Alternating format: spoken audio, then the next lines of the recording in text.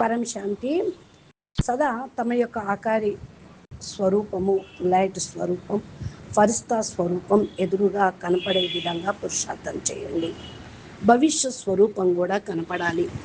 ఇప్పుడు ఏదైతే మీ శరీరం ఉందో అది వదిలిపెట్టి పూర్తిగా అశరీరగా కావాలి. ఎప్పుడైతే ఈ అనుభూతి ఉందో అప్పుడు సంపూర్ణతకు సమీపంలోకి రావాలి. ఈ పురుషార్థి శరీరం ఒక్కసారిగా మర్జ్ అయిపోవాలి, అనగా మాయమైపోవాలి. మర్జ్ అంటే కనిపించకుండా పోవటం.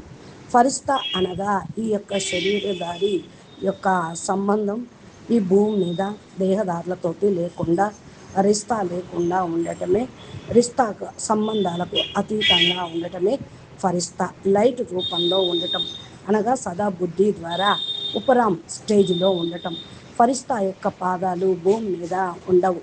బుద్ధి అనేటువంటి పాదం సదా ఉన్నతమైన స్టేజిలో అనగా బేహద్ పరంధామం జ్యోతి స్వరూపంలో ఉండాలి.